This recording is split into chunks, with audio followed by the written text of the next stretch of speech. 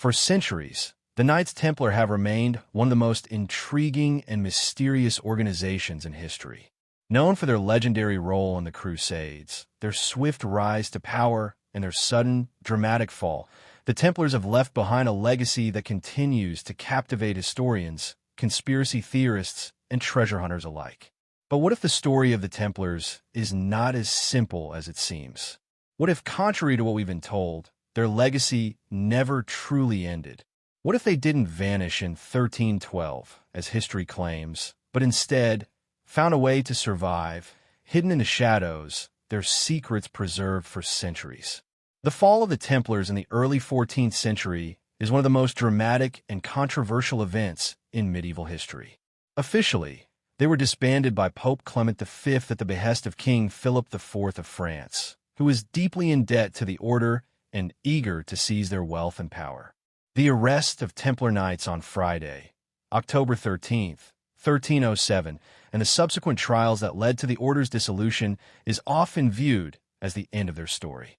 Or so it seemed, for in the years following their destruction, whispers began to circulate. Were the Templars truly gone? Or had they simply retreated into the shadows, their secrets and influence hidden from view? This documentary aims to uncover the truth behind the enduring mystery of the Knights Templar. Were they merely the victims of a political conspiracy, or did they possess something far more valuable? Knowledge, power, or perhaps even access to ancient, forbidden truths that the Church and the monarchy feared? How did the Templars survive after their fall? And why has their legacy endured through the centuries? At first glance, the story of the Templars appears to be one of betrayal and destruction. But the more one digs into the historical record, the more contradictions and peculiarities emerge. For example, why did King Philip, a monarch so eager to eliminate the Templars, wait until they had amassed so much power and wealth before moving against them? What motivated the Pope, a leader of the Church, to launch an investigation against a group that had once been among its most trusted allies? And perhaps most intriguingly, why does the myth of the Templars continue to thrive, even to this day, despite centuries of efforts to erase their existence? The truth, it seems, may be far stranger than history would have us believe.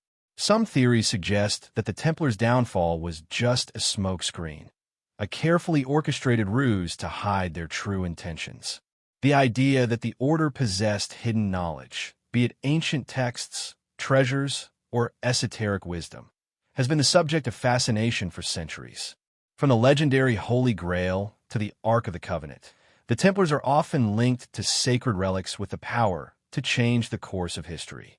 But did they actually find these relics, or were they merely protectors of something even more elusive, something that could explain their ability to survive long after their formal dissolution? In the years following their disbandment, rumors began to spread that the Templars had found refuge in unexpected places.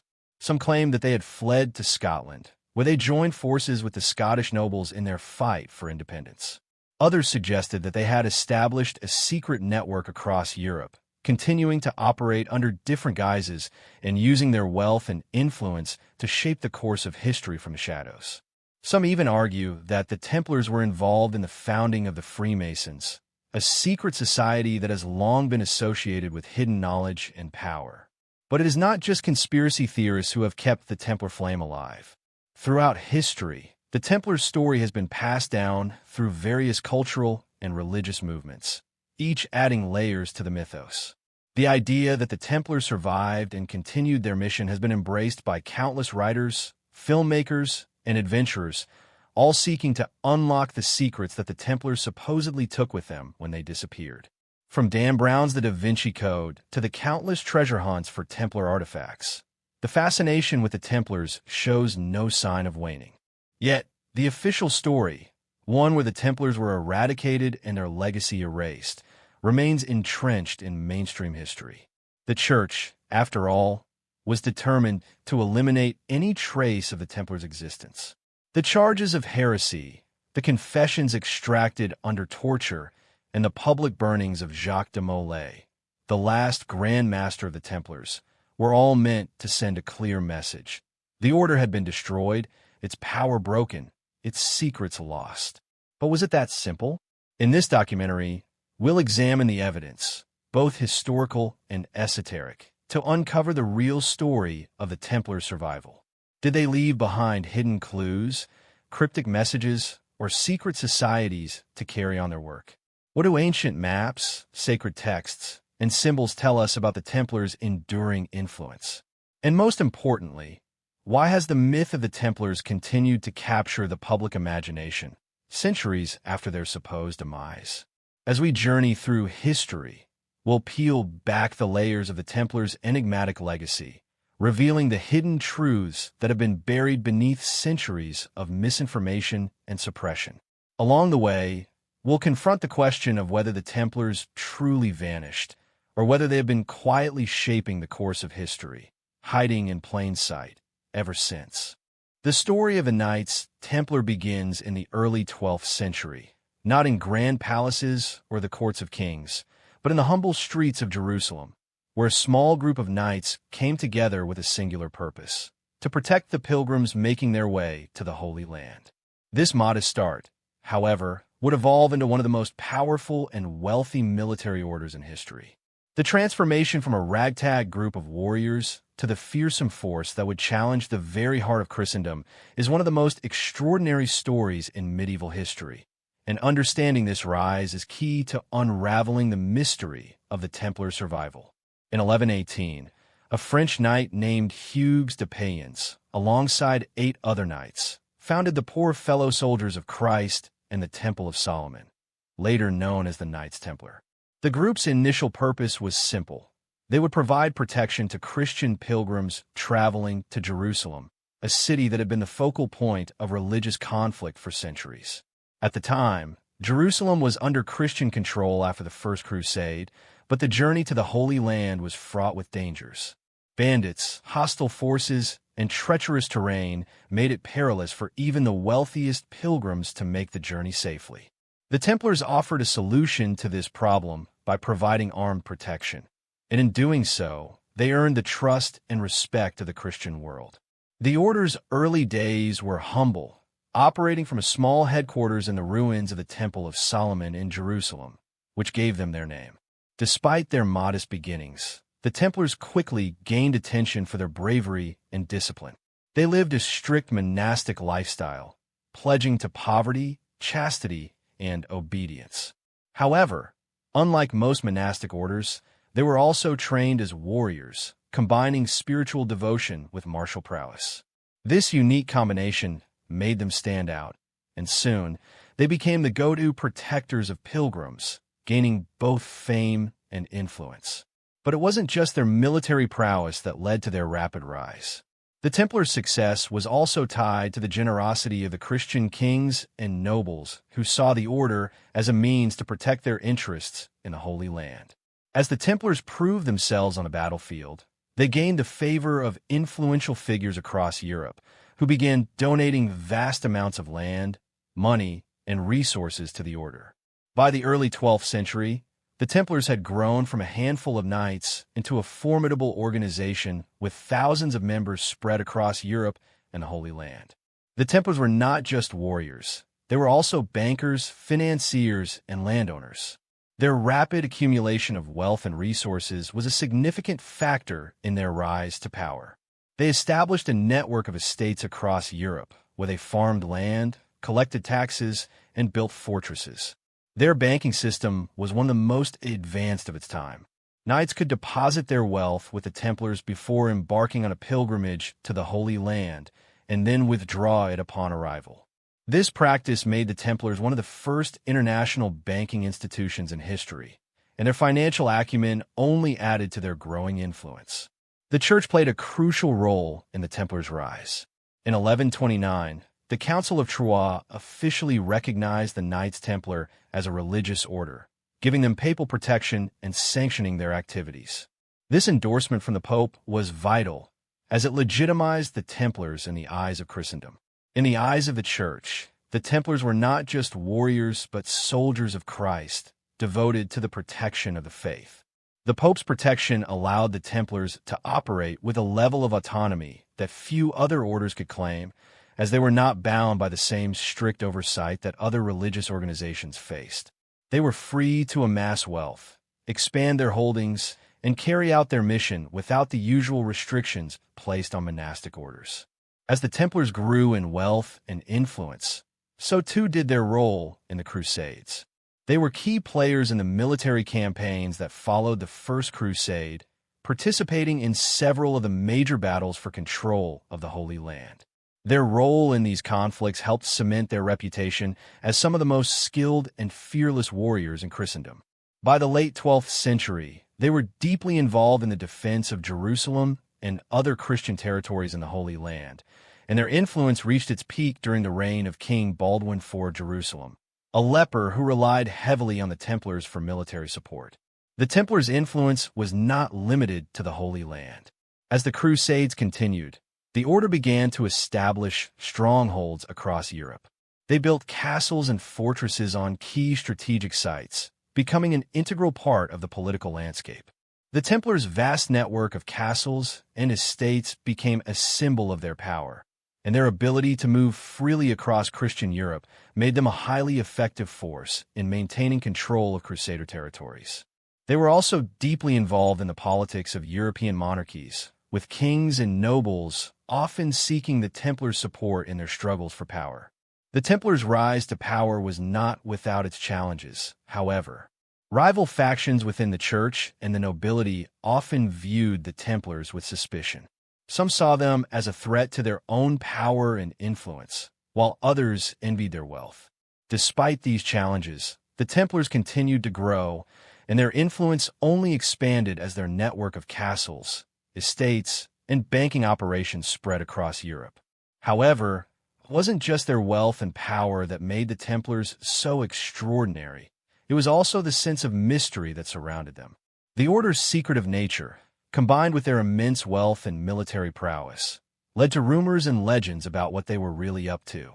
Some believed they had discovered hidden treasures during their time in the Holy Land, while others speculated that they possessed secret knowledge that had been passed down through the ages.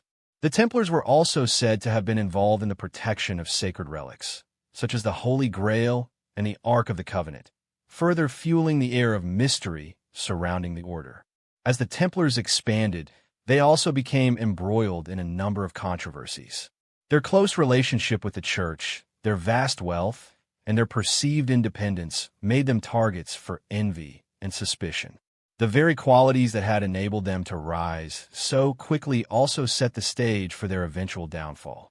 The Templar success was, in many ways, a double-edged sword, as their growing power threatened the established order, leading to conflict with the very institution that had helped them rise, the Church itself. Despite the challenges, the Templars' meteoric rise to power in the 12th and 13th centuries was unparalleled. Their ability to amass wealth, expand their influence, and maintain autonomy made them one of the most powerful organizations in Europe. But as we will see, their very success would sow the seeds of their eventual destruction. As the Knights Templars' influence spread across Europe and the Holy Land, one question began to surface time and time again.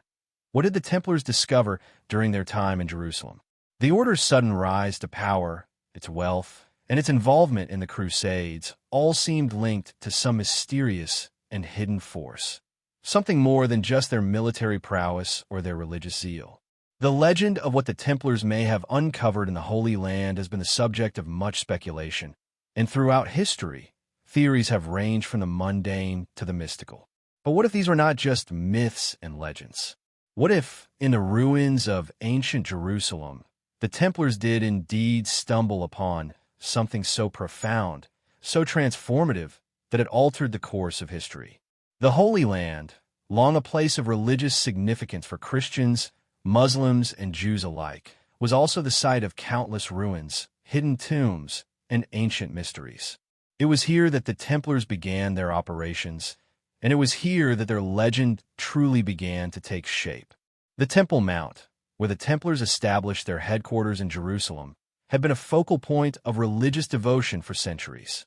The site was believed to house the remnants of King Solomon's temple, a place said to be filled with immense wealth, sacred objects, and hidden knowledge. But what exactly did the Templars discover within the ruins of this ancient temple? Were they merely soldiers of the cross, or did they find something far more significant, something that might explain their extraordinary success and survival? One of the most popular theories about what the Templars discovered is that they found the Ark of the Covenant, the sacred chest said to contain the stone tablets on which the Ten Commandments were written. According to biblical tradition, the Ark was hidden away by the Israelites to protect it from invading forces, and its fate has remained one of history's greatest mysteries. Some believe that the Templars, during their excavations beneath the Temple Mount, uncovered the Ark, or at least knowledge of its location. The idea that the Ark was rediscovered by the Templars would explain their sudden influx of wealth, influence, and power, as possessing such a sacred and powerful object would undoubtedly elevate their status among both the Church and the people of Jerusalem. This theory is bolstered by the fact that the Templars were known to be deeply involved in the protection of sacred relics.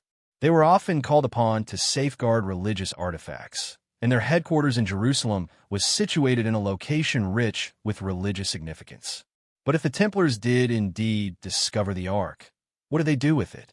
Some theories suggest that they may have kept the Ark hidden, using its power to influence events from behind the scenes. Others believe that the Ark's discovery may have been symbolic rather than literal, that the Templars uncovered ancient knowledge or a secret doctrine that had been passed down through the ages. Another theory, closely related to the Ark of the Covenant, is that the Templars found something even more elusive and powerful, the Holy Grail. According to Christian legend, the Holy Grail is the cup used by Jesus during the Last Supper and is said to hold the blood of Christ. For centuries, the Grail has been shrouded in mystery, and many believe that it possesses supernatural powers, capable of granting eternal life or divine knowledge.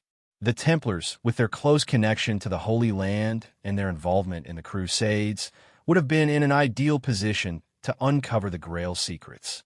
Some suggest that the Grail was hidden beneath the Temple Mount, or that the Templars found knowledge of its location while excavating the ancient ruins of Jerusalem. The connection between the Templars and the Grail is particularly compelling because of the numerous symbols and rituals that link the two. The Templar emblem itself, a red cross, is said to represent the blood of Christ, and the Order's involvement in the protection of Christian relics further ties them to the Grail legend. Additionally, many of the Templar legends and myths that have emerged over the centuries often feature the Grail as a central motif, suggesting that the Templars were not merely warriors but also keepers of esoteric knowledge, seeking to protect and preserve the sacred relics of Christendom. But the mystery of what the Templars discovered in the Holy Land doesn't end with the Ark or the Grail. Another theory suggests that the Templars uncovered an ancient manuscript or set of scrolls that contained forbidden knowledge, texts that have been lost to history but were believed to hold the secrets of the universe.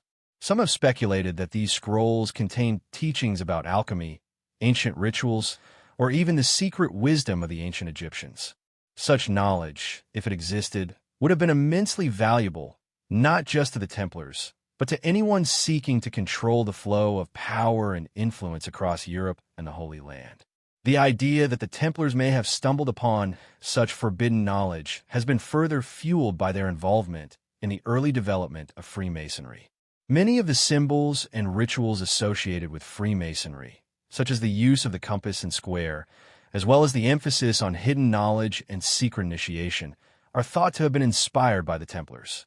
Some even argue that the Freemasons are the direct descendants of the Templars, continuing their mission to protect and preserve the esoteric knowledge they uncovered in the Holy Land.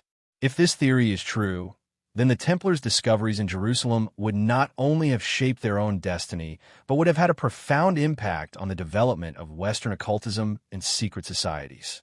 In addition to these theories, there are also those who believe that the Templars' time in the Holy Land revealed even more cryptic and mystical insights. The Templars, after all, were not just soldiers. They were also devout Christian monks, deeply involved in the study of sacred texts, mysticism, and the hidden meanings of biblical scripture. Some believe that the Templars uncovered ancient Christian texts that had been hidden away by early church leaders, texts that contradicted the teachings of the mainstream church. These texts, which might have contained teachings about the nature of God, the role of Christ, or the true origins of Christianity, could have been a source of tremendous power and influence, explaining why the Church sought to suppress the Templars so vigorously after their rise to prominence. The Templars' relationship with the Church, and the suspicion they aroused, may have been rooted in their possession of this forbidden knowledge. As the Templars grew more powerful, the Church grew increasingly concerned that the order might challenge its authority, especially if the Templars had access to ancient secrets that could undermine the established Christian doctrine. The Church's decision to move against the Templars, then, may have been motivated not just by greed or political ambition, but by a desire to suppress the esoteric truths that the Templars had uncovered during their time in the Holy Land. The truth of what the Templars discovered in Jerusalem, of course, remains elusive. Despite centuries of speculation and countless theories, no concrete evidence has ever been found to confirm any of these claims. And yet, the mystery endures. What if the Templars did find something in the Holy Land? Something so powerful and transformative that it changed the course of history. Perhaps, even today, the remnants of their discoveries remain hidden, waiting to be uncovered by those willing to follow the trail of clues they left behind. Whether it was the Ark, the Grail, ancient manuscripts, or forbidden knowledge, the legacy of the Templars' time in the Holy Land continues to cast a long shadow over history, fueling the imagination of generations of seekers, adventurers, and conspiracy theorists alike. As the Knights Templar grew in power, wealth, and influence, their relationship with the Church, once based on mutual benefit, began to sour. Initially, the Templars had been seen as a vital arm of Christendom, a military order that provided protection for Christian pilgrims, defended the Holy Land, and worked to further the interests of the Catholic Church. But as the order's stature expanded, so too did the fear and suspicion that it aroused within the highest echelons of the Church and European monarchies. The Templars, once considered noble protectors of the faith, were increasingly viewed as a potential threat to the very structure of Church authority. At the heart of this tension was the Templars' extraordinary autonomy. Unlike other monastic orders that were closely governed by the Church, the Templars had been granted a unique status from the very beginning. They answered directly to the Pope, not to local bishops or kings. This special relationship with the papacy allowed them to operate outside the usual constraints of ecclesiastical law, giving them both freedom and power that was unprecedented. With their vast network of castles, estates, and banking operations, the Templars had essentially created a parallel power structure that rivaled that of the Church itself. For the papacy, this situation was precarious. The Templars' vast wealth, accumulated from the lands they controlled and their banking activities, had made them one of the most powerful organizations in Europe. They were not just a military order, but also a financial powerhouse, with influence in courts across the continent. As their power grew, so did their capacity to challenge the established order. Many church leaders began to view the Templars as a rival institution, a monastic order with its own political agenda that could, at any moment, turn against the Church. Moreover, the Templars' close association with European monarchies only deepened the Church's sense of unease. Kings, such as Philip IV of France, had become increasingly reliant on the Templars for military and financial support.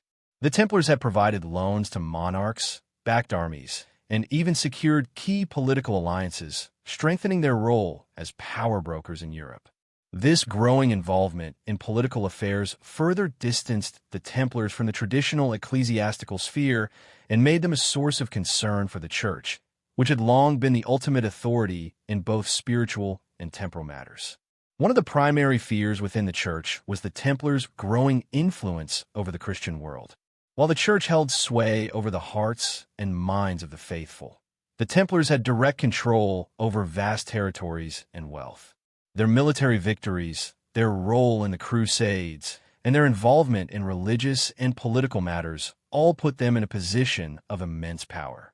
At the same time, the Templars were seen as a somewhat independent force within the Catholic world. They were monks, but they were also soldiers. They were spiritual leaders, but they were also secular rulers. This duality was difficult for the Church to reconcile, and over time, it became clear that the Templars represented a kind of uncontrollable, unregulated power, a force that could potentially usurp the authority of the Pope and the hierarchy of the Church. This fear was further compounded by the Templars' secrecy and mystique.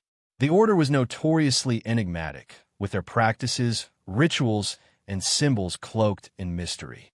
Rumors began to circulate about their true beliefs and objectives.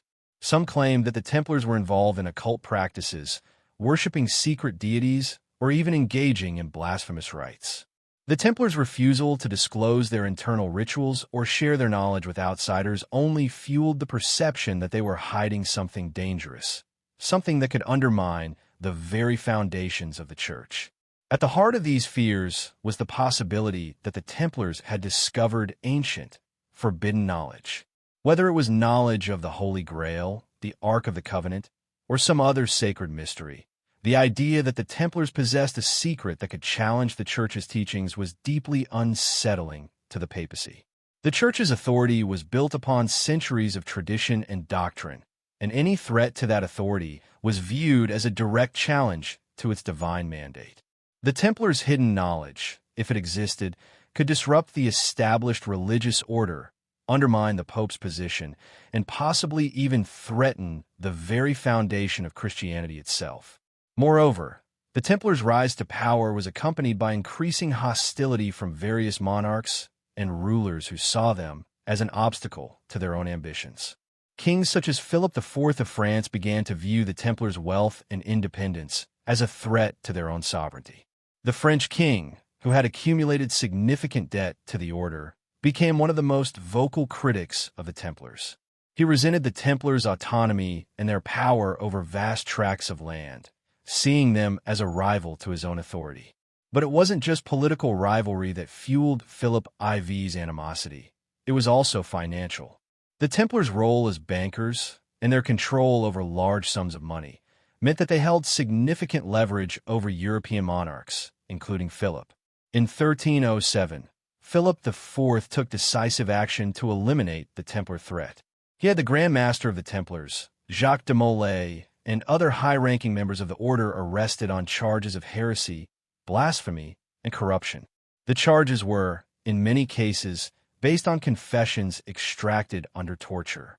These confessions, though highly dubious, painted the Templars as a sinister and subversive force within Christendom. The Church, led by Pope Clement V, was forced into a position of compliance, ultimately agreeing to dissolve the order and excommunicate its members. But while Philip IV's actions effectively brought about the formal downfall of the Templars, the fear and suspicion that had built up over the years did not dissipate. Instead, it gave rise to a new set of rumors and legends about the Templars. As the order was suppressed, the possibility of a hidden, secretive group living in the shadows only fueled speculation about their true purpose. Had the Templars been involved in a larger, more cosmic struggle against the Church? Had they unearthed forbidden knowledge that could change the world? These questions remained unanswered, and the sense of mystery surrounding the Templars continued to grow. In the years that followed, the Church's fear of the Templars persisted. Despite the official narrative of their destruction, rumors of surviving Templars and hidden Templar treasures continued to circulate. Some believed that the Templars had retreated to faraway places, such as Scotland, where they could continue their mission in secret. Others speculated that the order had gone underground, its influence still exerted through secret societies, hidden artifacts, and cryptic messages. The Church's growing fear of the Templars ultimately shaped the way history would remember the order. What had once been an honorable military and religious organization was now seen through the lens of suspicion and paranoia. The Templars, who had once been allies of the Church, had become enemies of the state and symbols of secrecy and hidden power.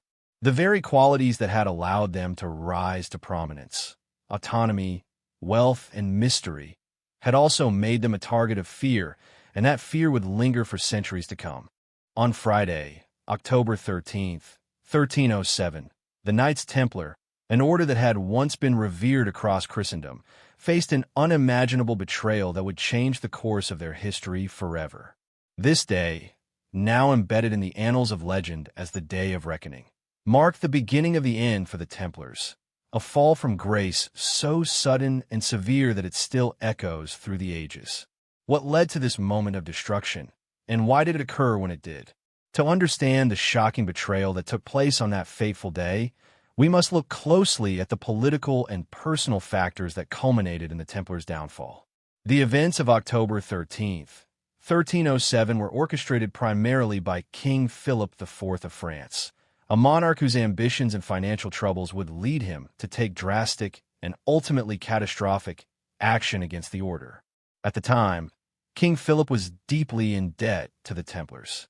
The order had provided loans to Philip and supported his military campaigns, including his ongoing conflict with England. However, as the debt mounted, the French king found himself at the mercy of the Templars' financial strength, a situation that left him vulnerable. His growing resentment towards the Templars' power and influence, especially their wealth and autonomy, was becoming a dangerous political liability. In an effort to both solve his financial woes and eliminate a potential rival power, Philip devised a plan to bring down the order and seize its assets. King Philip was not working alone in this covert operation. He had the full backing of Pope Clement V, who, despite his earlier alliance with the Templars, had been forced into a position of submission due to Philip's overwhelming political and financial pressure. Pope Clement, who was largely viewed as a puppet of the French crown, did not have the power or will to oppose Philip's schemes. Together, the two men would initiate a coordinated campaign against the Templars that would see the arrest of hundreds of knights, the dissolution of the order, and the destruction of its leaders. The king's plan was executed with chilling precision. On the morning of October 13th, 1307, orders were issued throughout France for the immediate arrest of every Templar knight in the realm. The arrests were not just limited to one city or region.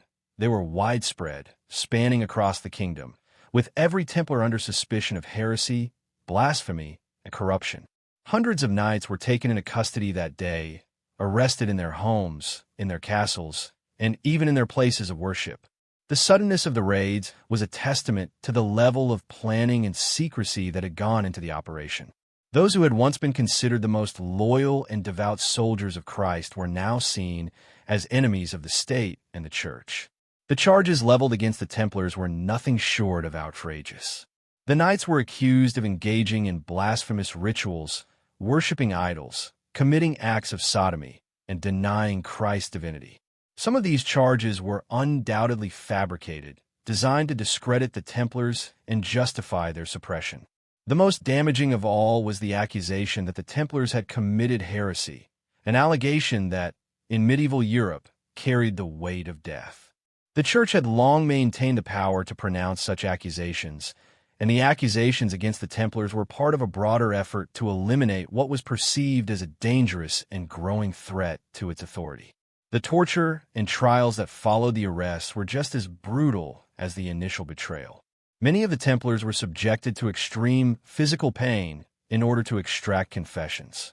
Torture, a common practice in the medieval world, was used to break the knights into admitting guilt, even for crimes they had not committed.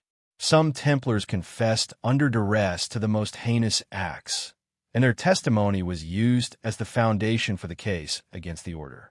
These confessions, many of which were later recanted, became the key evidence used to justify the Templars' dissolution. The fact that confessions were extracted through torture did not matter to those in power. Once the narrative of heresy had been established, it was difficult to undo. The Templars, now trapped in a web of political and ecclesiastical intrigue, found themselves fighting not just for their lives, but for the survival of their order. Those who resisted the charges were often put to death in public displays, meant to reinforce the narrative that the Templars were guilty of the crimes they were accused of. The most famous execution was that of Jacques de Molay, the Grand Master of the Order, who was burned at the stake in 1314, several years after the initial arrests. As he died, de Molay is said to have called out the names of King Philip and Pope Clement V, cursing them both, a final act of defiance before his death. His execution would become a symbol of the order's destruction, but also of its unresolved mystery. While the French crown and the church moved quickly to destroy the Templars in France, the events of October 13th, 1307 were not confined to one country. The arrest warrants were sent throughout Europe, and many Templar strongholds were raided in the ensuing months. However, not all countries followed France's lead. In places like England, Scotland, and Portugal, the Templars were treated with more leniency. In England, for instance, King Edward II refused to arrest the Templars, and in Portugal, King Denis officially protected them, establishing a new order that would continue the Templar tradition under a different name. These regional variations in the response to the Templar purge would create fertile ground for the enduring mystery of the order's fate. But why did Philip and Clement choose to strike on this particular day? The timing of the arrests is part of the intrigue surrounding the Templars' fall. Some historians believe that the specific date, October 13th, was chosen deliberately because it fell on a Friday, a day historically associated with misfortune and bad omens. In the centuries that followed, the date itself would be remembered as an unlucky day of Friday the 13th that has since become synonymous with doom and betrayal. Whether or not the date was chosen for symbolic reasons, it became a moment of great historical significance, one that set in motion the end of an order that had once stood at the height of its power. The aftermath of October 13th, 1307, was one of chaos and confusion.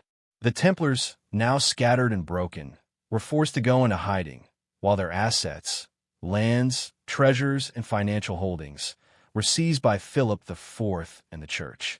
What happened to the vast wealth and treasures of the Templars remains a subject of speculation. Some believe that the Templars were able to hide some of their most precious artifacts, including rumored relics like the Holy Grail, before their assets were seized. Others claim that the order's vast fortunes were simply absorbed by the French crown and the Church, a convenient windfall for both institutions at a time when Philip's financial situation was dire. Despite the public humiliation and the efforts to erase the Templars from history, the seeds of their survival were already being sown. Some members of the order, those who had escaped the raids or had been protected by sympathetic monarchs, went underground. The Templar legacy would not be so easily extinguished. Their secretive rituals, their network of strongholds, and their legendary knowledge would eventually find new life in the centuries that followed. The myth of the Templars, far from dying with their arrest, only grew stronger, fed by rumors of hidden treasures, secret societies, and a continued struggle against the forces that sought to suppress them. The events of October 13th, 1307, marked the beginning of the Templars' fall from grace, but they also set the stage for the lasting enigma that would follow. The destruction of the order was swift, brutal, and largely successful in its immediate goal of stripping the Templars of their wealth and power. But in the larger scheme of history, the Templars' legend would endure, creating an enduring mystery that continues to fascinate and captivate the world to this day. The Day of Reckoning may have been the end of one chapter, but it was far from the end of the Templars' story. After the sudden and shocking arrests of October 13th, 1307, the Templars found themselves facing a new, terrifying reality, the trials that would decide their fate. What had once been a powerful and respected order now became the subject of some of the most harrowing and public trials of the medieval era. The charges against them were wide-ranging, but they were primarily centered on the accusation of heresy, an accusation that, if proven, would not only lead to the destruction of the order, but also to the execution of many of its members. However, the methods used to extract confessions from the Templars, torture, fear, and manipulation, were deeply controversial and would forever raise questions about the fairness and legitimacy of the trials. The trials of the Templars were conducted across several regions of Europe, though the most infamous took place in France, where the order had been most severely attacked. King Philip IV, who had orchestrated the arrests and was desperate to break the Templars' power, was determined to secure confessions that would justify the order's dissolution. However, The confessions he sought were not easily obtained through traditional legal means. In the medieval world, the use of torture to extract confessions was a common practice, but the methods employed against the Templars were particularly brutal, and the legitimacy of many of the confessions remains in doubt to this day. The charges against the Templars were both outrageous and absurd. The Knights were accused of worshipping idols, including a strange, mysterious figure known as Baphomet, engaging in homosexual acts, spitting on the cross, and denying the core tenets of Christianity. Some of these accusations were rooted in the widespread suspicion and rumors that had been circulating about the Templars for years. The Order's secretive rituals, their vast wealth, and their growing independence had made them targets for suspicion, and now those rumors were being transformed into formal charges. But as the trials progressed, it became clear that the accusations were more about eliminating a powerful rival than uncovering any genuine heresy. One of the most infamous aspects of the trials was the use of torture to extract confessions. Many of the Templars who were arrested were subjected to intense physical pain in order to force them to confess to the charges against them. The torture methods used were horrendous and included techniques such as the breaking of bones, burning, and stretching on the rack. The knights who endured these torturous procedures were often at their breaking point, and some of them, in their agony, confessed to crimes they had never committed. These confessions, extracted under duress, became the central evidence used to justify the charges of heresy against the Templars. The confessions were often contradictory, and many of the Templars later retracted their statements, claiming that they had confessed only to stop the pain of the torture. Despite the retractions, however, the confessions were used as proof of the Order's guilt, and the public perception of the Templars as heretics and blasphemers grew stronger. The fact that many of the confessions were inconsistent and forced by torture did not seem to matter in the eyes of those conducting the trials. The goal was not to seek justice, but to eliminate a powerful threat to the established order, and the Templars were made to serve as scapegoats for the political and economic ambitions of King Philip IV and the Church. In addition to the use of physical torture, psychological pressure was also applied to the Templars. Many knights were isolated from one another and kept in harsh conditions, hoping that the isolation would break their resolve. The psychological stress of being arrested and facing execution, coupled with the physical pain of torture, created a perfect storm of fear and confusion. Many Templars, unable to endure the pressure, admitted to things that were far removed from the truth, while others, in an attempt to save themselves, accused fellow knights of crimes they had never committed. These false accusations created a sense of distrust within the order and further complicated the legal process. The trial of Jacques de Molay, the Grand Master of the Templars, became one of the most tragic and iconic moments in the history of the order. De Molay was arrested and taken to Paris, where he was subjected to the same brutal treatment as the other knights. Initially, de Molay had denied the charges against him and remained firm in his loyalty to the Church. However, after months of confinement and torture, de Molay was eventually forced to confess. His confession, like those of many others, was seen as proof of the Templars' heresy, and he was condemned to death. De Molay's execution was particularly horrific. In 1314, after years of imprisonment and suffering, Jacques de Molay was burned at the stake in a public spectacle meant to serve as a warning to any who might be tempted to challenge the authority of the French crown and the Church. However, his death would not mark the end of the Templar story. As he burned, de Molay is said to have called out the names of King Philip IV and Pope Clement V, cursing them both for their role in the destruction of the order. His final words have since become part of Templar legend, symbolizing the tragic fate of the knights and the enduring mystery surrounding their downfall. Despite the public execution of de Molay and the apparent destruction of the Templar order, the trials did not go uncontested. There were those within the Church who questioned the validity of the charges and the fairness of the trials. Some clergy members, particularly those sympathetic to the Templars, began to speak out against the use of torture and the questionable nature of the confessions. However, These voices of dissent were drowned out by the overwhelming political pressure exerted by King Philip IV and the Church's desire to avoid scandal. The trials continued for several years, with many knights being executed or imprisoned for the rest of their lives. But the trials ultimately failed to break the spirit of the Templars. Despite the massive losses suffered by the order, there were survivors, those who managed to escape, go into hiding, or gain protection from sympathetic monarchs. The Templar network, though severely weakened, did not vanish entirely. In some places, the Knights continued to exist under different guises, their legacy carrying on in secret societies and clandestine organizations. In the centuries that followed, rumors of hidden Templar treasures and secret knowledge only fueled the mythos surrounding the order. The trials of the Templars, with their false accusations, forced confessions, and brutal tortures, became a symbol of the lengths to which the powers of the Church and the monarchy were willing to go to eliminate a perceived threat. The legacy of the Templar trials remains a haunting reminder of the dangers of unchecked power and the use of fear to suppress dissent. For centuries, historians and conspiracy theorists alike have sought to uncover the true nature of the Templars' alleged heresy, but the truth remains elusive.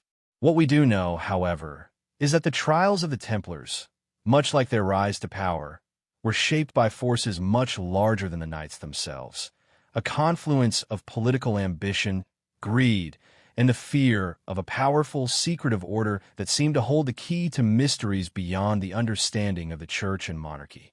The formal dissolution of the Knights Templar, which began with the arrests of October 13, 1307, was finalized in 1312 with a papal decree by Pope Clement V. This event marked the official end of the Templar order as a legal and recognized entity within the Catholic Church. But while the order was destroyed in name, the legacy of the Templars did not vanish with their official dissolution. Instead, the echoes of their existence, both real and mythologized, would reverberate throughout history, creating a lasting mystery that would persist for centuries. To understand the full significance of the Templars' dissolution, it is essential to examine not just the political and religious motivations behind the decision, but also the enduring cultural and historical impact the order had, despite its official demise. The papal bull Vox in Excelso, issued in 1312 by Pope Clement V, formally ended the Knights Templar as a recognized military order. The document declared that the Templars' assets would be seized and redistributed, with most of their wealth transferred to the Hospitallers, another knightly order that had been in competition with the Templars for centuries. The order's property, land, fortresses, and treasures, was stripped from them, a move that was politically motivated as much as it was financially driven. King Philip IV of France, who had been instrumental in bringing about the destruction of the Templars, was, of course, the primary beneficiary of this windfall. The king had long been in debt to the order, and by dissolving it, he was able to claim their vast wealth and ensure his own financial stability. However, the dissolution did not come without resistance. Not all monarchs and leaders were in agreement with the decision, and the Templars' fall from grace was not universally accepted. In places such as England and Scotland, the Templars were largely protected by sympathetic rulers. In Scotland, King Robert the Bruce, for example, refused to comply with the papal decree and instead allowed the Templars to continue their operations under a new guise. This resistance to the dissolution would give rise to the idea that the Templars did not vanish entirely, but went underground, surviving in secret, their knowledge and legacy carried forward by those who remained loyal to the order. The official dissolution of the Templars left many questions unanswered. Though the order structures were dismantled, the truth behind their mysterious activities, what they truly discovered during their time in the Holy Land, the role they played in medieval politics, and the extent of their hidden knowledge, remained unresolved. For those who survived the Purge, there were no clear answers or closure. The Templars were no longer a force within the Church or society, but their spirits seemed to linger in the shadows, waiting to be uncovered by future generations. In the years following the dissolution, rumors began to spread. Some believe that the Templars had hidden their treasure before their arrest, and that vast fortunes and sacred artifacts, perhaps the Holy Grail or the Ark of the Covenant, remained buried, waiting to be discovered.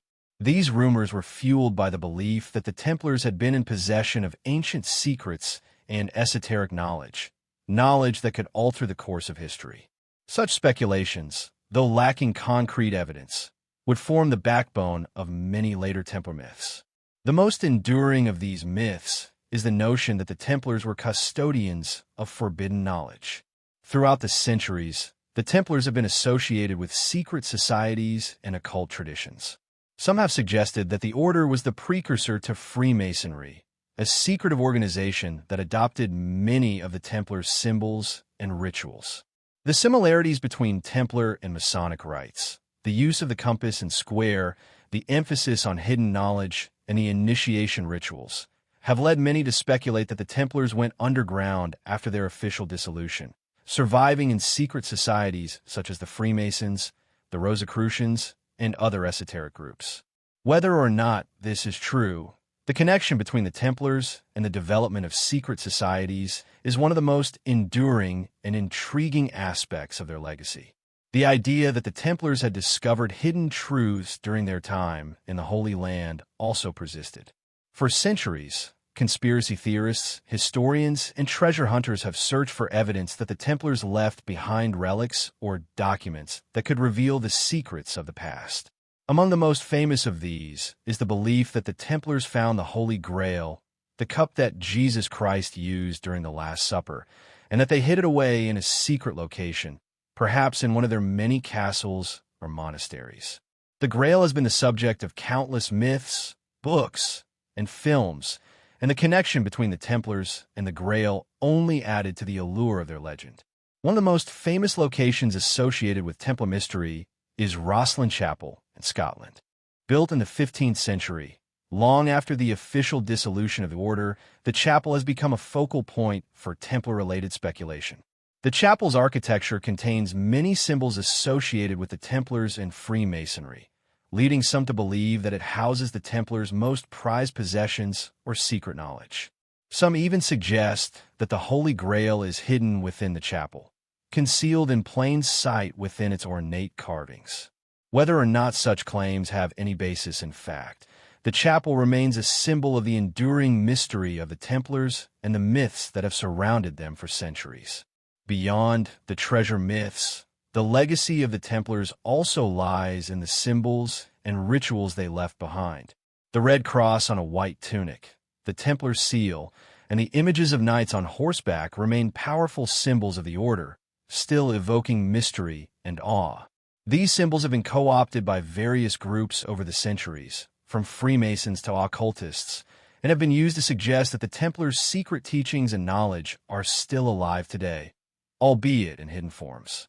The enduring fascination with these symbols has contributed to the continued popularity of Templar-related conspiracy theories, many of which suggest that the Templars continue to exert a hidden influence over world events.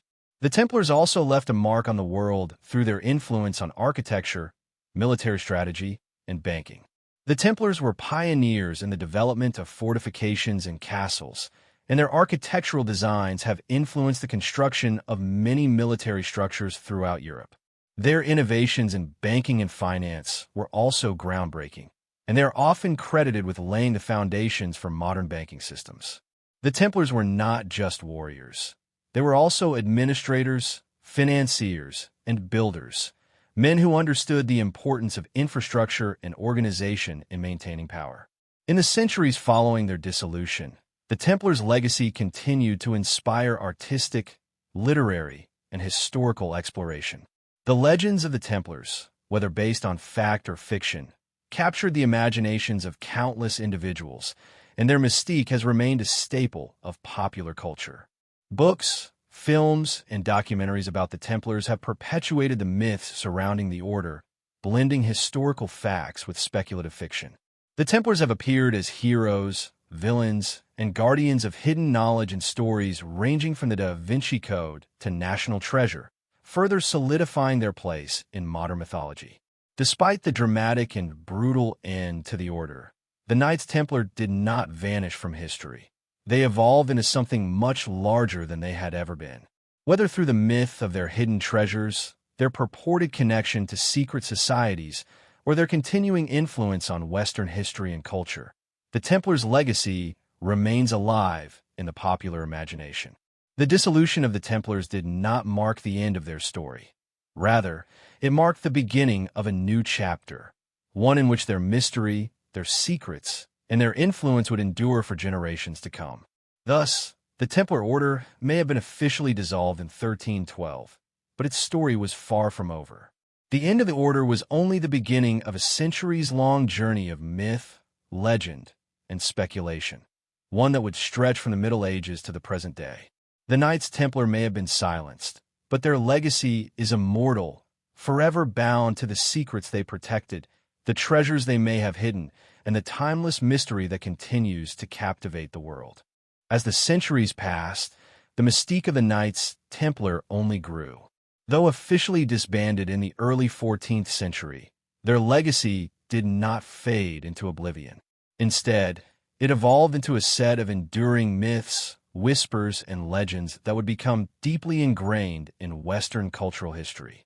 These myths were not just about the Order's fall from grace or the possibility of hidden treasures, but about a much larger, more tantalizing idea: the belief that the Templars continued to exist, operating covertly in the shadows of history. Central to this mythos was the theory that the Templars went underground after their suppression, preserving their knowledge and secrets through a variety of clandestine societies, the most famous of which is the Freemasons. Over the years, this connection has sparked numerous conspiracy theories, creating a powerful narrative that links the Templars to the hidden forces that allegedly control world events. The idea that the Templars survived their dissolution and continued to wield power in secret is one of the most persistent and intriguing aspects of their myth. It begins with the suggestion that, after being officially suppressed by the Pope and the French king, the surviving Templars did not simply fade into obscurity. Instead, they went underground, taking with them their knowledge, their wealth, and, crucially, their symbolism. As the story goes, these surviving knights found refuge in different parts of Europe, where they either lived in secret or assumed new identities. Some theories suggest they fled to Scotland, where they were granted protection by King Robert the Bruce, who was not only sympathetic to their plight, but also had his own reasons for maintaining their secrecy. It is in Scotland, particularly in places like Rosslyn Chapel, that the Templar legend takes on a particularly mystical dimension. Rosslyn Chapel, built in the 15th century, is often cited as a place where the Templars are believed to have hidden artifacts, such as the Holy Grail or secret documents containing forbidden knowledge. The chapel is adorned with intricate carvings that some claim contain hidden Templar symbols and clues pointing to their continued existence. These claims have fueled a modern-day pilgrimage of sorts, with treasure hunters, researchers, and even conspiracy theorists seeking to uncover what they believe might still be hidden in plain sight. But the connection between the Templars and secret societies extends beyond Rosslyn Chapel. Over time, various secretive organizations and fraternities, most notably the Freemasons, have been linked to the Templars. The Freemasons, an organization with roots in medieval stonemasonry, but whose activities and symbolism have evolved into a global fraternity, have long been associated with the Templars. The similarities between Templar rituals and Masonic ceremonies, including the use of symbols like the square and compass, have led many to speculate that the Freemasons are, in some sense, the modern inheritors of Templar knowledge. This theory holds that after the fall of the Templars, their esoteric wisdom, secrets, and rituals were preserved and passed down through secret societies like the Freemasons, who continued the work of the Templars in secret. One of the key elements of this theory is the idea of hidden knowledge. The Templars, after all, were not just soldiers but also scholars and guardians of ancient mysteries. They were often seen as the protectors of sacred relics and ancient texts, including the Holy Grail and possibly the lost secrets of early Christianity. This knowledge, so the theory goes, was passed on to secret societies that formed in the centuries after the Templars' fall. The Freemasons, as a prime example, are often thought to be a continuation of the Templars, with their emphasis on initiation rituals, cryptic symbolism, and secretive practices. In this narrative, the Templars are not simply a historical footnote, but the hidden custodians of powerful knowledge that could change the course of history if it were ever fully revealed. The belief in this secret knowledge is also intertwined with the idea of the Illuminati, another secretive group often cited in conspiracy theories.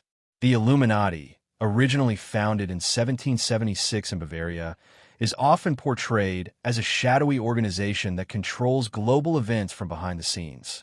Many conspiracy theorists argue that the Illuminati, like the Freemasons, is linked to the Templars, who allegedly passed on their knowledge of world domination, occultism, and secret power. According to this theory, the Templars' knowledge of the true history of Christianity, the origins of human civilization, and hidden esoteric teachings were used by the Illuminati and similar groups to manipulate political events and create a new world order.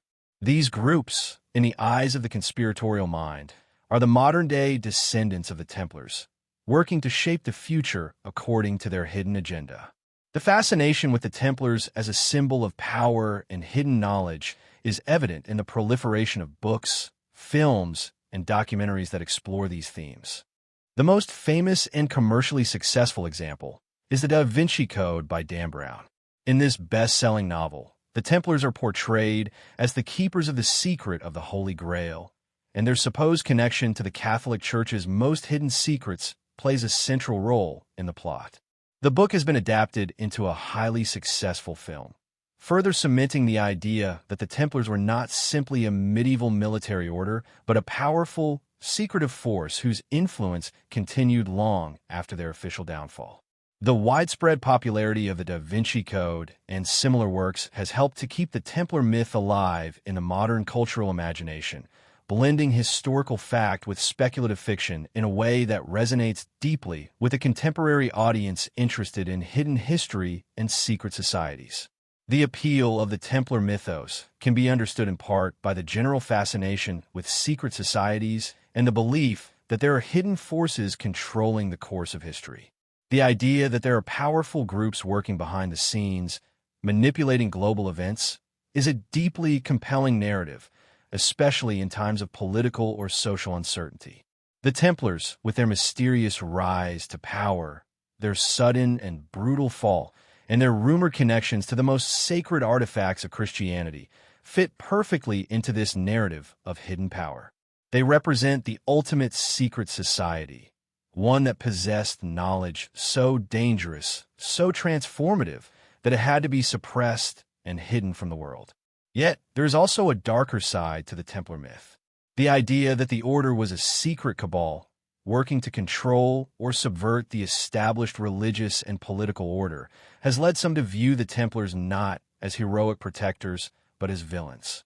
In this darker view, the Templars are portrayed as a group that used their power, wealth, and influence for their own gain, manipulating others to achieve their secretive ends. This interpretation of the Templars is often explored in works of fiction and conspiracy theories, where the order is depicted as an evil force working behind the scenes to orchestrate global events for its own benefit. But even in these darker portrayals, the Templars' legacy endures. Their symbolism, their mysterious history, and their connection to the secretive realms of Freemasonry, the Illuminati, and other shadowy groups have ensured that the Templars remain one of the most fascinating and enigmatic organizations in history. Whether seen as benevolent guardians of sacred knowledge or as malevolent manipulators of world events, the Templars continue to captivate the imagination of people around the world.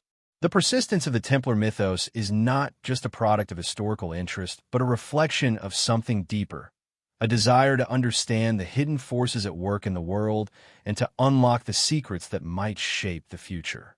In a world increasingly governed by complex, opaque systems of power, the idea that there are secret societies with access to hidden knowledge offers a tantalizing explanation for the mysteries of history and the unanswered questions of the present. The Templars, whether as knights, Freemasons, or symbols of hidden power, embody this search for secret knowledge. And as long as that search continues, the myth of the Templars will remain alive, One of the most enduring and tantalizing aspects of the Knights Templar mythos is the notion of their hidden treasures.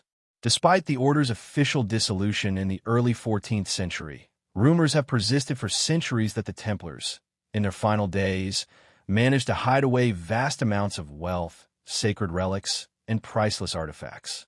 These treasures, some believe, were concealed in secret locations, known only to a few select knights who escaped the purge or were protected by sympathetic rulers. The idea of a hidden Templar treasure trove has captured the imaginations of historians, treasure hunters, and conspiracy theorists alike, and it remains one of the most compelling aspects of the Templar legacy. But how much truth is there to these tales?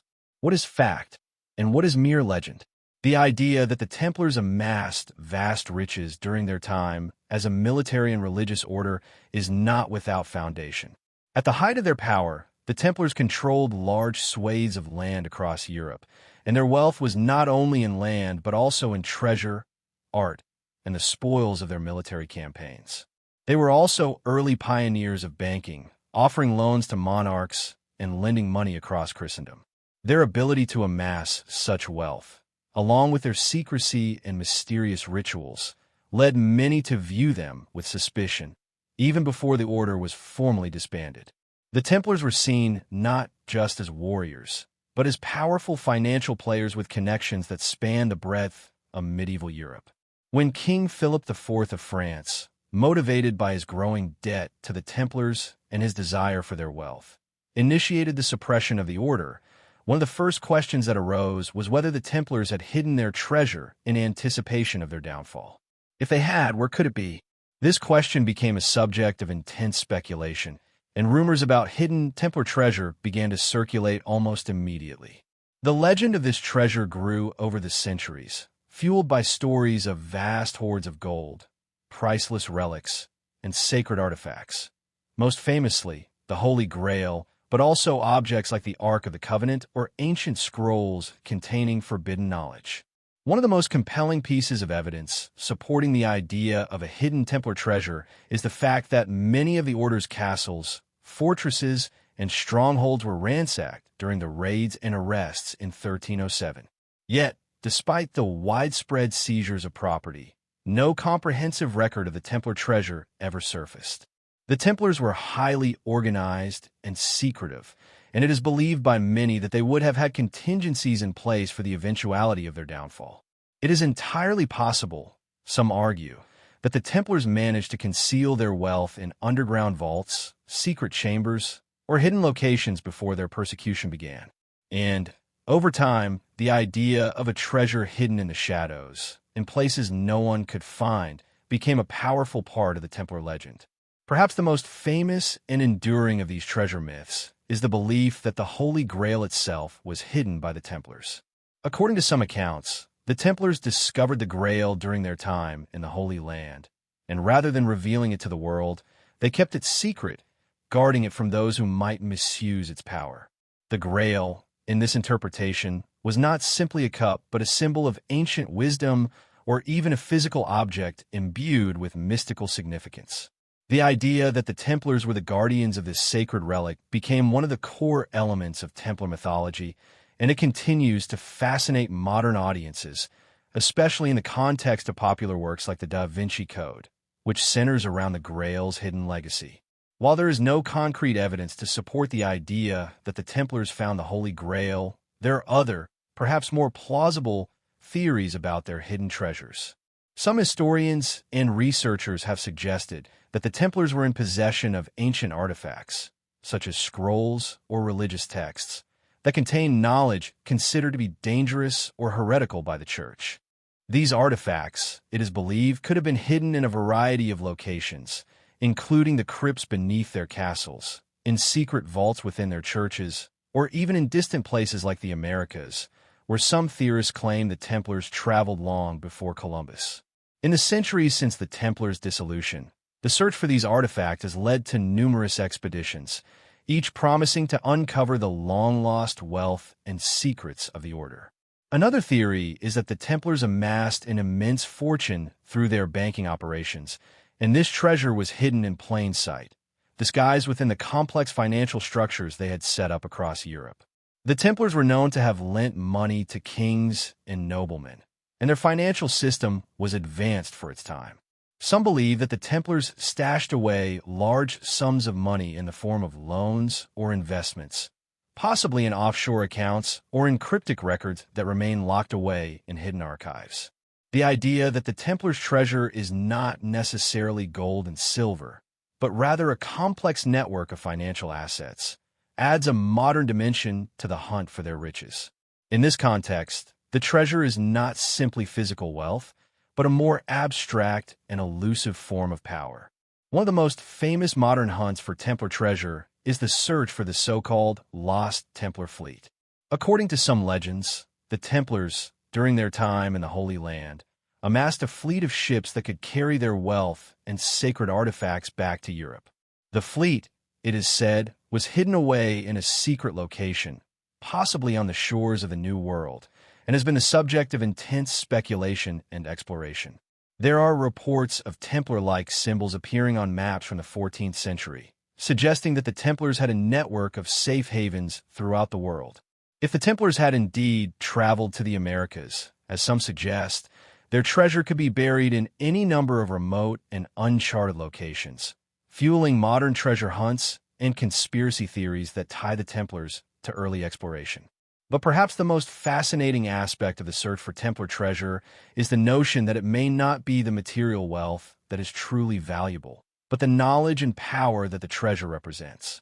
Many conspiracy theorists and occult scholars argue that the true Templar treasure was not gold or relics, but the esoteric knowledge that the order possessed.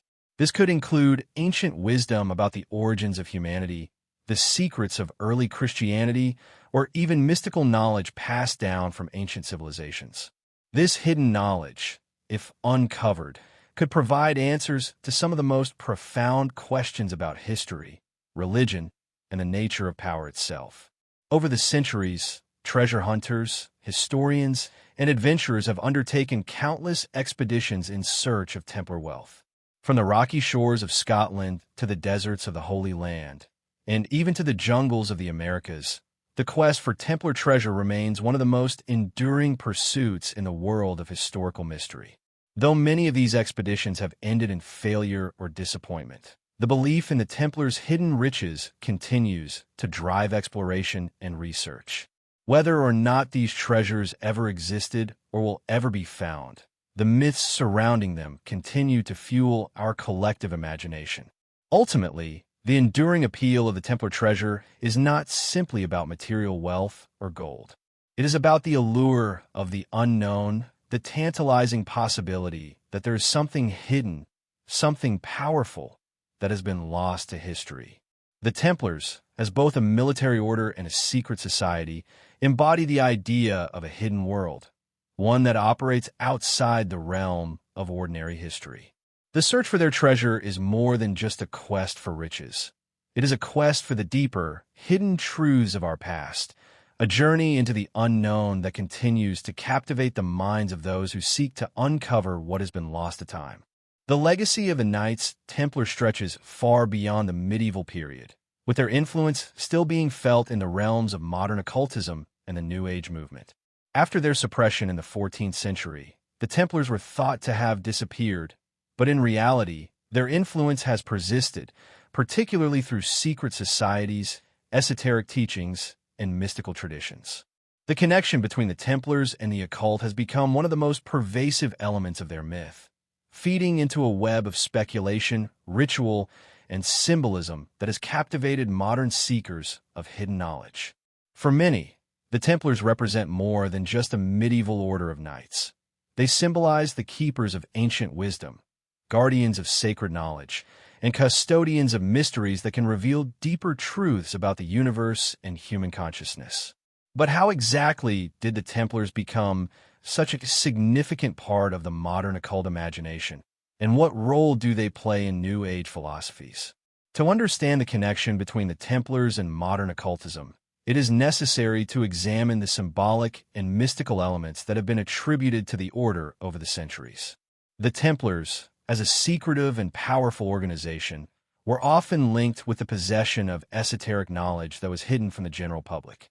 Their rituals, beliefs, and practices were seen as both arcane and mysterious, leading many to speculate that the order had access to ancient, forbidden knowledge, perhaps even lost wisdom from ancient civilizations or early Christianity itself. This association with hidden knowledge would become a cornerstone of the Templar mythos and fuel its entry into the world of modern occultism. The most obvious connection between the Templars and modern occultism is through the Freemasons. Many conspiracy theories suggest that the Templars were directly linked to the formation of Freemasonry, an organization that has played a significant role in Western esotericism. The Freemasons, known for their secretive rituals, symbols, and initiation processes, have often been accused of inheriting the mystical traditions of the Templars. The similarities between Templar symbols, such as the red cross, the pentagram, and the use of specific hand gestures, and those found in Masonic rites are striking, fueling the idea that the Freemasons are a direct continuation of the Templar order. Some even claim that the Masons, as an extension of the Templars, are dedicated to preserving the ancient knowledge that the order was believed to have guarded. It's not just the Freemasons who have carried forward the Templar legacy. Other occult traditions, including the Rosicrucians and the Hermetic Order of the Golden Dawn, have also been linked to the Templars. The Rosicrucians, a mystical and philosophical secret society that emerged in the early 17th century, have long been associated with the preservation and transmission of secret knowledge, much like the Templars. Their teachings, which combine elements of alchemy, Kabbalah, and Christian mysticism, are thought to mirror the esoteric principles that the Templars may have followed. Some have argued that the Rosicrucians were influenced by the Templars' ideals and that their mystical teachings were in part a continuation of Templar traditions, preserved through the centuries in the shadows of history. Similarly, the Hermetic Order of the Golden Dawn, which emerged in the late 19th century and became one of the most influential occult organizations of the modern era, has been linked to Templar symbolism and teachings. The Golden Dawn's focus on ritual magic, the use of sacred symbols, and the search for hidden wisdom echoes the ideas and practices attributed to the Templars. Its members, including famous figures such as Aleister Crowley, were deeply involved in the exploration of occult traditions and were known to incorporate Templar-like symbols and rituals into their work. These occult societies were part of a broader trend during the 19th and 20th centuries, when interest in secret societies, alchemy, mysticism, and the hidden knowledge of the Templars began to surge. Beyond these specific organizations, the Templars have become emblematic of a broader New Age movement that seeks to uncover ancient wisdom and spiritual truths that have been hidden or suppressed by mainstream religious and political systems. New Age thinkers, mystics, and spiritual seekers often turn to the Templars as a symbol of lost knowledge that could potentially unlock new paths to enlightenment and higher consciousness. The idea that the Templars were guardians of sacred teachings, possibly related to the origins of Christianity or ancient civilizations, has been a major inspiration for many New Age philosophies. These teachings are often framed as a way to transcend the limitations of conventional religion and explore the mysteries of the cosmos.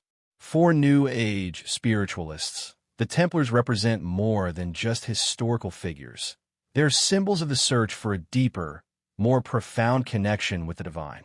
The mysteries that surround the Templars, including their rituals, symbols, and alleged secret knowledge, are seen as gateways to personal transformation and spiritual awakening. Some New Age practitioners believe that the Templars possessed knowledge about the hidden nature of reality, the structure of the universe, and the true nature of the soul. They see the order's suppression as a form of oppression against the pursuit of truth and liberation, which aligns with the New Age ethos of seeking enlightenment outside the boundaries of established authority. One of the key themes that runs through modern Templar-related occultism is the concept of initiation and spiritual ascent. Just as the Templars had initiation rituals for new members, many modern occult traditions emphasize the process of initiation as a means of gaining access to higher knowledge. Initiation in this context is not just about gaining membership in a secret society, but about embarking on a spiritual journey that leads to self-realization and enlightenment. The Templars, with their complex rituals and oaths, are often viewed as archetypal figures in this process of spiritual ascent, representing the ideal of the seeker who is willing to go through trials and transformation in order to access hidden truths. In this context, the Templars also serve as symbols of personal power and mastery. In the New Age worldview, the Templars' ability to guard and control powerful knowledge is seen as a metaphor for an individual's potential to harness their own inner power and unlock the hidden forces of the universe. This has led to the incorporation of Templar imagery into modern spiritual practices, where their symbols are used to invoke power, protection, and wisdom. The idea that the Templars had access to mystical knowledge about the human soul, the spiritual realm, and the nature of reality resonates with many contemporary spiritual seekers who are drawn to occult practices as a means of self-empowerment. Moreover, the Templar connection to Christianity also plays a significant role in modern occultism. In New Age thought, the Templars are often seen as the keepers of a true or hidden Christianity, one that predates the organized church and is closer to the original teachings of Christ. This form of Christianity, often referred to as Gnostic Christianity, emphasizes personal experience and direct knowledge of the divine over dogmatic beliefs. For those involved in occult and esoteric traditions, the Templars are viewed as the guardians of this lost or suppressed version of Christianity, one that offers an alternative spiritual path to enlightenment. This idea of a hidden, alternative Christianity is central to the New Age movement's broader critique of conventional religious institutions.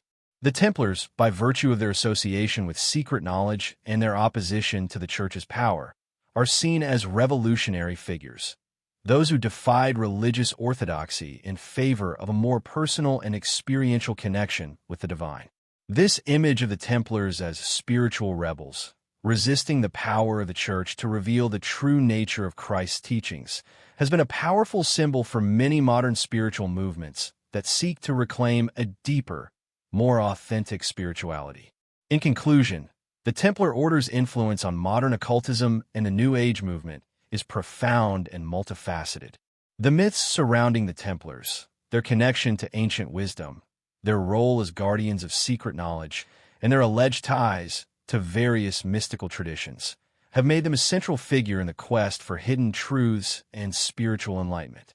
Through organizations like the Freemasons, the Rosicrucians, and the Golden Dawn, the Templars' symbolism and teachings have found new life in the modern world. For many contemporary seekers of spiritual knowledge, the Templars represent the ideal of hidden wisdom, personal empowerment, and the pursuit of a deeper connection with the divine, making them a symbol of enduring relevance in the ongoing search for truth in the modern age. The rise of the Knights Templar is deeply intertwined with the history of the Crusades, the series of religious wars fought between Christian and Muslim forces from the 11th to the 13th centuries. Initially formed as a military order to protect Christian pilgrims traveling to the Holy Land, the Templars soon became one of the most powerful and influential military organizations in medieval Europe. Their role in the Crusades, both as warriors and as an organization, was pivotal not only to the outcome of the Crusades themselves, but to the long-lasting legacy of the Templars. Their involvement in the Crusades was marked by intense religious fervor, military prowess, and a complex relationship with the Christian Church, which would later evolve into their eventual downfall. To understand the full significance of the Templars, it is crucial to examine their role in the Crusades, the impact these campaigns had on their development, and how the legacy of war, faith, and power shaped their historical and mythological reputation. The origins of the Templar Order can be traced to the First Crusade, 1096 to 1099, a military expedition launched by Pope Urban II in response to a call for aid from the Byzantine Empire. The goal of the crusade was to reclaim Jerusalem from Muslim control and to defend Christian pilgrims traveling to the Holy Land.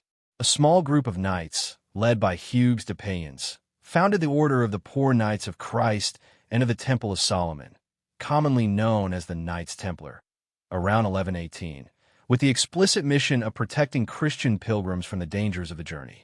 Their original headquarters was located on the Temple Mount in Jerusalem, a site believed to have been the location of King Solomon's temple. This association with the Temple of Solomon gave the Templars both their name and their initial sense of divine purpose, to protect the sanctity of Christian pilgrimage and to secure the Holy Land for Christianity. At the outset, the Templars were a small, relatively inconspicuous force. However, their organizational skills, military prowess, and unwavering religious zeal allowed them to expand quickly. By the time of the Second Crusade, 1147 to 1149, the Templars had grown into a formidable military force. They were granted special privileges by the Pope, including the ability to raise their own armies and operate independently of local authority. Their reputation as fierce and devout warriors spread across Europe, attracting donations from kings, nobles, and commoners alike. This newfound wealth allowed the Templars to build a network of castles, fortresses, and strongholds throughout the Holy Land, which became both military bases and symbols of their power. As the Crusades progressed, the Templars' influence continued to grow, and their role in the conflicts became increasingly important. They participated in many key battles, including the capture of Jerusalem during the First Crusade, the defense of the city in subsequent campaigns, and the Battle of Hattin in 1187. The Templars' military capabilities were seen as vital to the survival of the Crusader states in the Levant, and they became one of the most trusted and valued allies of the Christian kings and leaders involved in the Crusades. Their role as both warriors and protectors of Christian interests in the Holy Land allowed them to secure a unique position within medieval Christendom. However, as the Templars grew in power and influence, their relationship with the Church and the monarchs of Europe became more complex. While the Templars were ostensibly loyal to the Pope and the Church, they also operated independently of secular authorities, which made them both an asset and a potential threat to the established power structures. Their vast wealth, accumulated through donations, land ownership, and financial dealings, gave them an economic influence that rivaled that of many kingdoms. This accumulation of wealth and power would later contribute to the suspicion and animosity that would ultimately lead to their downfall. By the time of the Third Crusade, 1189 to 1192, the Templars had reached the zenith of their influence.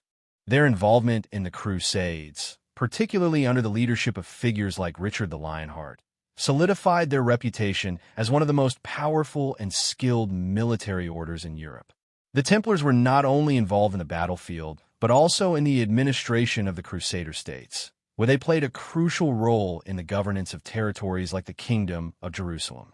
Their expertise in warfare, finance, and diplomacy made them indispensable to the Crusader cause. However, despite their successes, the Crusades began to falter in the late 12th and early 13th centuries. The loss of Jerusalem in 1187 to the Muslim leader Saladin marked a turning point in the history of the Crusades and the Templars' role in them. The Crusader states were gradually receding from the Levant, and the Templars were no longer as essential to the defense of Christian territories in the region. This decline in the military importance of the Templars, combined with their growing wealth and influence, would sow the seeds for their eventual suppression. The tensions that existed between the Templars and the European monarchy came to a head in the early 14th century, particularly with King Philip IV of France. Philip, who was deeply indebted to the Templars, sought to consolidate power and eliminate threats to his authority. In 1307, he orchestrated a mass arrest of Templar knights in France, accusing them of heresy, blasphemy, and other crimes. The Templars were subjected to brutal interrogations and forced confessions, many of which were extracted under torture. These confessions, despite being highly questionable, were used as justification for the eventual dissolution of the order.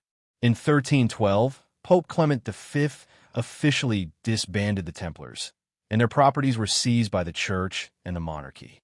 The political and financial motivations behind the persecution of the Templars have been well documented, but the religious aspect cannot be overlooked.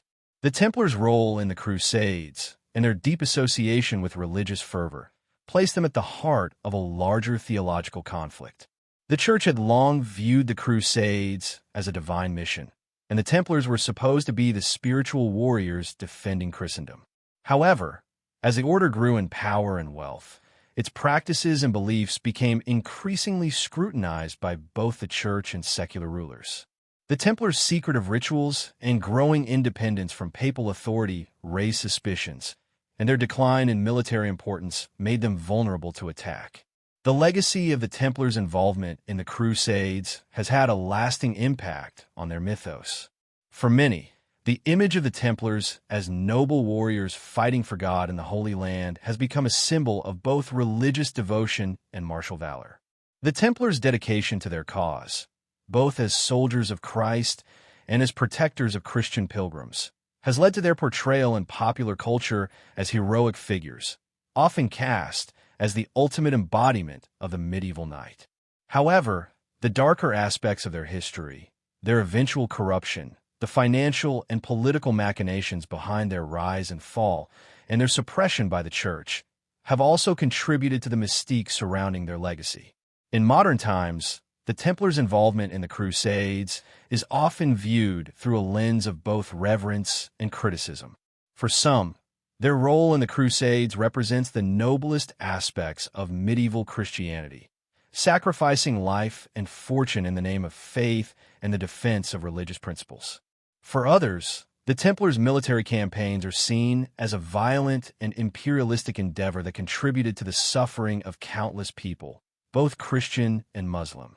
Regardless of the interpretation, the Templars' connection to the Crusades has indelibly shaped their legacy, and their involvement in these wars has become central to understanding both their rise to power and their eventual fall. In conclusion, the Templars' participation in the Crusades was foundational to the development of their order and their subsequent place in history. From their humble beginnings as protectors of Christian pilgrims to their rise as a powerful military and financial force, the Templars were deeply intertwined with the complex dynamics of the Crusades. Their involvement in these wars helped to solidify their reputation as fierce warriors of Christ, but also exposed them to political intrigue, financial exploitation, and religious suspicion. The Crusades were a defining chapter in the history of the Templars, and their legacy as warriors and guardians of faith remains one of the most compelling aspects of their myth. The fall of the Knights Templar in the early 14th century is one of the most dramatic and tragic episodes in medieval history. Once the most powerful and influential military order in Christendom, the Templars were accused of heresy, blasphemy, and other crimes by the very powers that had once supported them.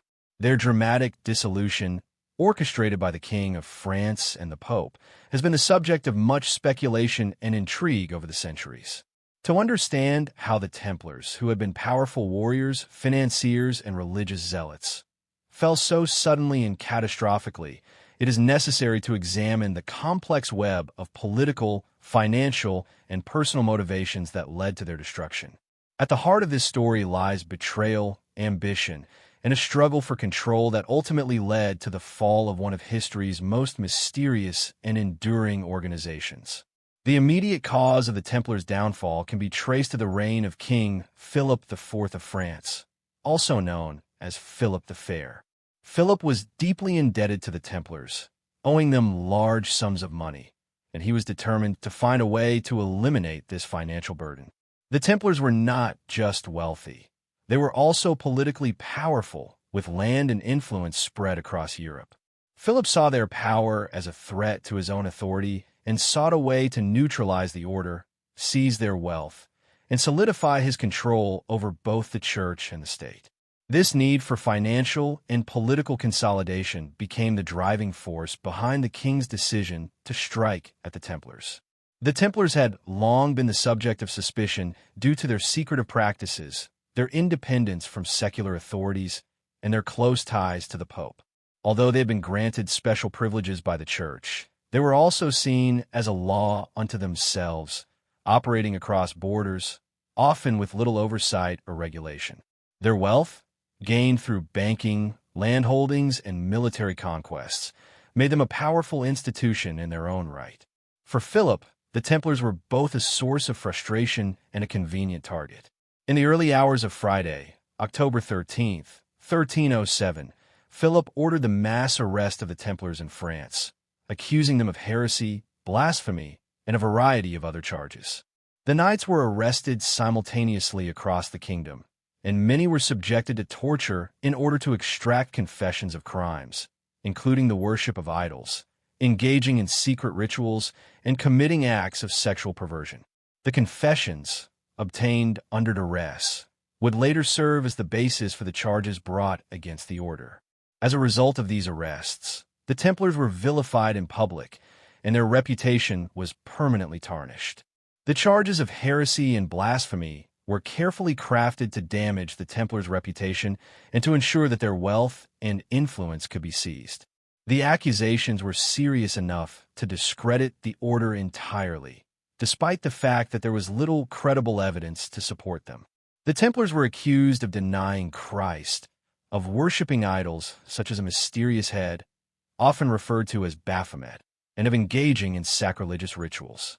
The nature of these charges, particularly the alleged worship of a demonic idol, was deeply damaging to the Templars' standing as defenders of Christianity.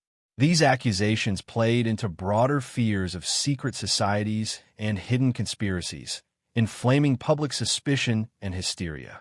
Pope Clement V, who had been pressured by King Philip, eventually issued an edict in 1312 that officially disbanded the Templar order. The Pope's decision to act against the Templars has been seen as an act of capitulation to Philip's demands. Although Clement initially hesitated, his position as a papal leader was weak, and he ultimately acquiesced to Philip's desires. The papacy's complicity in the suppression of the Templars has been a source of historical controversy, with many questioning whether the Pope was coerced or whether he acted out of a desire to protect the Church's interests in a time of financial instability. What followed the Templars' dissolution was a systematic confiscation of their wealth and property. Philip seized Templar holdings throughout France, and many other European rulers, who were either aligned with Philip or saw an opportunity to enrich themselves, followed suit. In some cases, the Templars' lands were redistributed to other religious orders, most notably the Hospitallers. The vast fortunes of the Templars, estimated to include not only land but also gold, jewels, and other treasures, were absorbed into the coffers of secular and ecclesiastical authorities. Despite the Templars' efforts to resist, much of their wealth was lost to history, fueling the idea that the Templars were hoarding vast treasures that were never recovered. While the political and financial motives behind the suppression of the Templars are clear, there are also deeper, more personal factors at play. Philip IV, already a deeply ambitious ruler, saw the Templars as a threat to his own authority, both spiritually and temporally. The Templars were loyal to the Pope, but their independence and the fact that they operated as a transnational entity meant that they did not always defer to the king's authority. In addition to his desire to eliminate his debts, Philip likely saw the Templars as a challenge to his own control over the kingdom and its resources.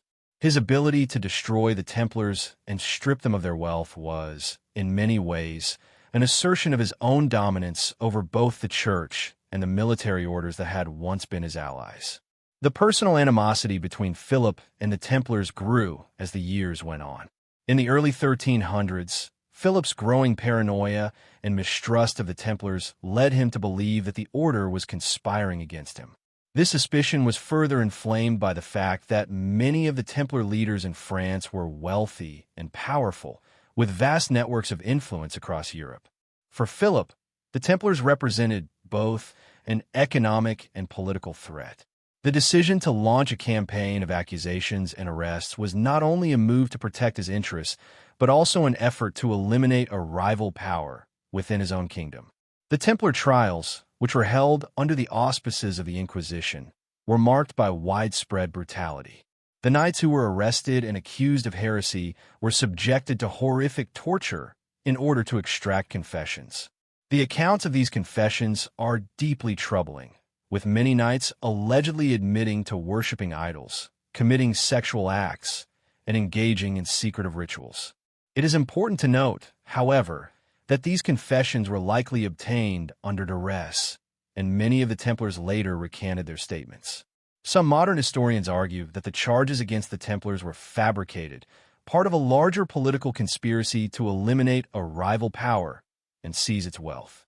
Despite their downfall, the Templars' legacy did not end with their disbandment.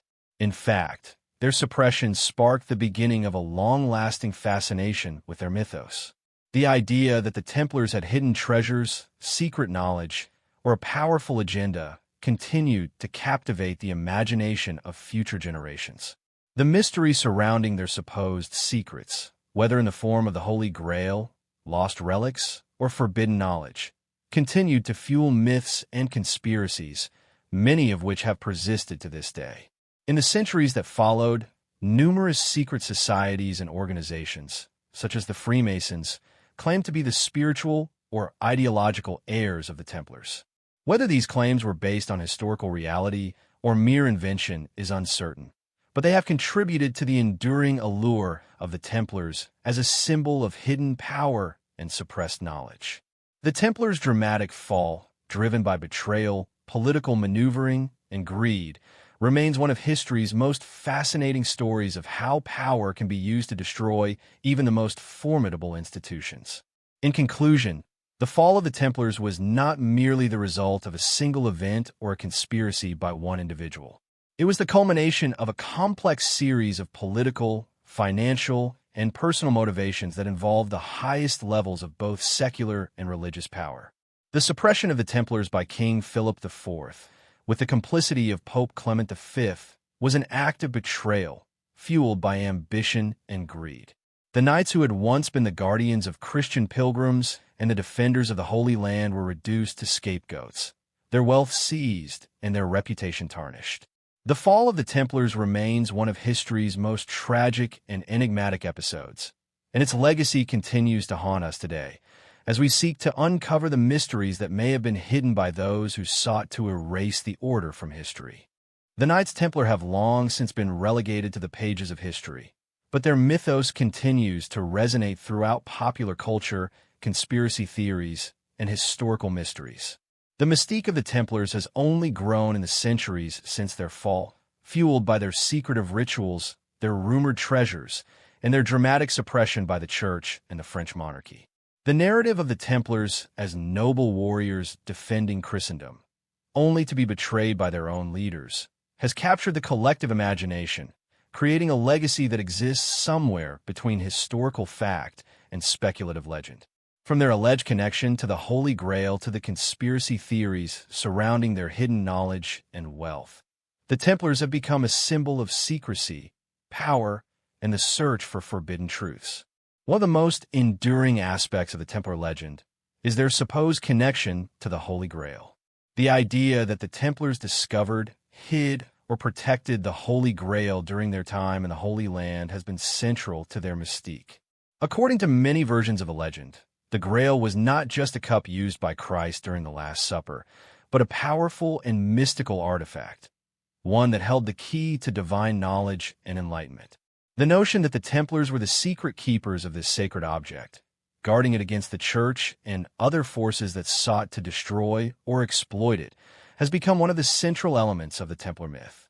The Holy Grail myth surrounding the Templars gained widespread popularity during the 19th and 20th centuries, particularly after works of fiction such as Sir Walter Scott's Ivanhoe and Dan Brown's The Da Vinci Code brought the idea of the Templars' hidden knowledge into the global spotlight. In Brown's bestseller, the Templars are depicted as the guardians of the true Grail, a powerful symbol that has the potential to shake the foundations of Christianity itself. The idea that the Templars were protectors of a divine secret has fascinated readers and viewers alike, fueling a global obsession with the mystery of the Grail and its connection to the Order. However, the connection between the Templars and the Holy Grail is far from a historical certainty.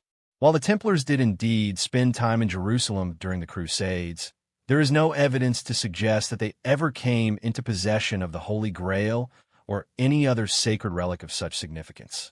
Many historians view the Grail legend as a later embellishment, a symbolic representation of the Templars' perceived status as guardians of secret knowledge. The Grail, in this interpretation, becomes a metaphor for the deeper mysteries of life and religion, an object of ultimate power and enlightenment, yet shrouded in secrecy and accessible only to those deemed worthy. Still, the legend persists, with many claiming that the Templars either hid the Grail or have left clues about its location in ancient texts, symbols, and sacred sites. Beyond the Grail, the Templars have also been associated with a variety of other mystical and esoteric elements. Some conspiracy theories suggest that the Templars were in possession of ancient knowledge about the true origins of Christianity, knowledge that the Church sought to suppress in order to maintain its control over the faithful. This theory posits that the Templars' role in the Crusades, particularly their time in the Holy Land, allowed them to uncover long-hidden truths about the early Christian faith, including secret teachings of Christ that were not included in the Bible. According to this theory, the Templars became the keepers of these ancient truths, which included knowledge about the true nature of Jesus, the role of women in early Christianity, and the existence of hidden gospels that were suppressed by the Church. This idea of a suppressed Christianity, often referred to as Gnostic Christianity, is rooted in the belief that early Christian texts, such as the Gnostic Gospels, contain teachings that differ significantly from the official doctrine of the Church. These teachings, it is claimed, emphasize personal spiritual experience and direct communion with the divine, rather than adherence to church dogma. The Templars, according to this theory, were among the few who had access to these forbidden texts and secrets, which they allegedly preserved and protected from the Church's scrutiny. Another popular theory surrounding the Templars is their alleged connection to the Freemasons. The Freemasons, a secret society that emerged in Europe during the late Middle Ages, has long been rumored to have inherited the teachings, rituals, and symbols of the Templars. The similarities between Masonic and Templar rituals, such as the use of the pentagram, secret handshakes, and the initiation process, have led many to believe that the Freemasons are the spiritual successors of the Templar Order. Some even claim that the Templars, rather than being destroyed in the early 14th century, went underground and re-emerged as the Freemasons centuries later, continuing their secretive work to protect ancient knowledge and preserve their hidden power. The connection between the Templars and the Freemasons is, however, largely speculative. While there are similarities in some of the symbolism and rituals of the two organizations, there is little concrete evidence to suggest that the Freemasons directly inherited the Templars' legacy. Many historians argue that the Freemasons were a product of the 16th and 17th centuries, long after the Templar Order had been dissolved. Nevertheless, the idea of a secret Templar-Freemason connection has remained a powerful and persistent part of Templar mythology, often cited in various conspiracy theories that seek to explain the continued influence of the Templars in modern society. Templar conspiracy theories are not confined to religious or mystical themes. They also extend into the realm of political intrigue. One of the most enduring myths is that the Templars were the secret rulers of Europe, pulling the strings behind the scenes and controlling the course of history. According to this theory, the Templars did not simply accumulate wealth and land during their time in the Holy Land, but also established a vast network of influence across Europe, secretly manipulating political events for their own benefit. The idea that the Templars were involved in world-shaping events, ranging from the rise of monarchies to the formulation of modern banking systems, has led to a belief that they continue to exert power in the present day, perhaps even controlling global finance and politics from behind the scenes.